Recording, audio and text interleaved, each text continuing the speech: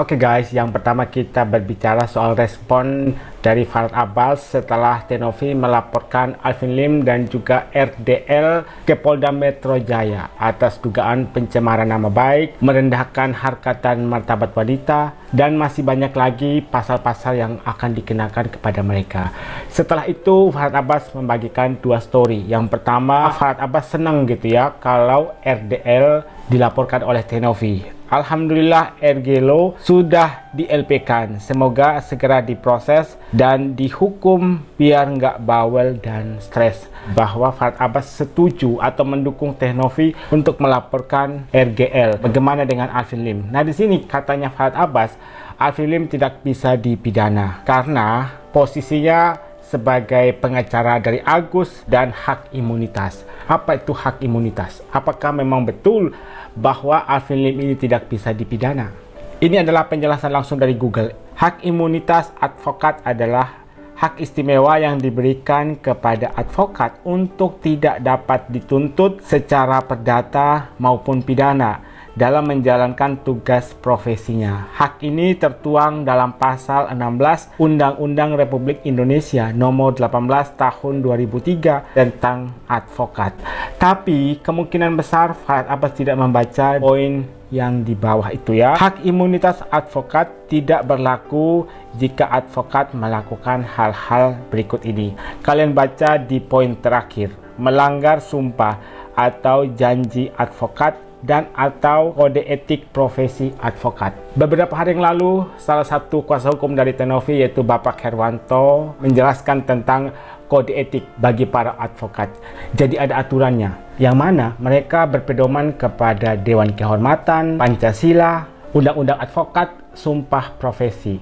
Yang mana di situ salah satunya adalah aturan soal etika dalam berbicara. Kalau kalian menilai soal kata-kata yang diucapkan oleh Alvin Lim pada saat mengeluarkan statement mempertanyakan soal dari mana sumber uang dari Tenovi. Apakah Tenovi menjadi seorang pelacong? Apakah Tenovi adalah seorang bandar narkoboy? Dari situ saja sudah jelas bahwa Alvin Lim melanggar kode etik berbicara. Tapi kita tunggu saja perkembangan selanjutnya soal kasus dari Alvin Lim. Tapi yang pasti Tenovi dan kuasa hukum sudah memikirkan matang-matang sebelum akhirnya melaporkan Alvin Lim dan juga RDL ke pihak kepolisian.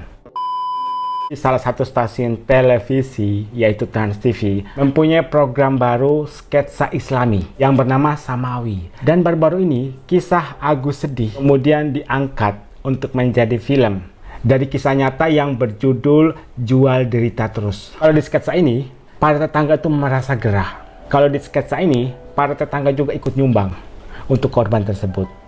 Tapi mereka merasa gerah karena setelah tahu bahwa uang donasi tersebut tidak dipergunakan untuk pengobatan, tapi untuk hal lain. Jadi di sketsa itu, mereka demonstrasi.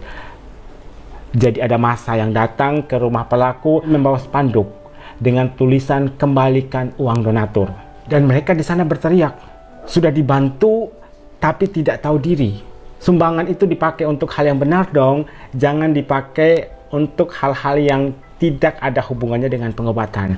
Jadi mereka berteriak seperti itu. Kemudian di part berikutnya, saat si pelaku ini berteriak, ya Tuhan, kenapa kalian jahat sama saya? Saya sedih, saya tidak bisa melihat, saya butuh keadilan, saya sakit. Kenapa setiap hari kalian menghujat saya? Part selanjutnya pada saat Ustadz Maulana muncul, kemudian bertanya, ada apa? Kenapa kalian ribut? Kemudian para demonstran ini cerita gitu ya, kita sudah kasih donasi tapi tidak dipergunakan untuk berobat, malah dipergunakan untuk hal yang lain. Kemudian Ustadz Maulana sempat memberi nasihat gitu ya, kalau kita sudah donasi, kita harus ikhlas dan tidak perlu diungkit. Nah kemudian Ustadz Maulana bertanya kepada ibu dari pelaku ini, emangnya uangnya itu dipakai untuk apa? Dan jawabannya itu dipakai untuk beli rumah. Ustadz Maulana pun kaget. Uang pengobatan dipakai untuk beli rumah, yang artinya tidak sesuai untuk peruntukannya.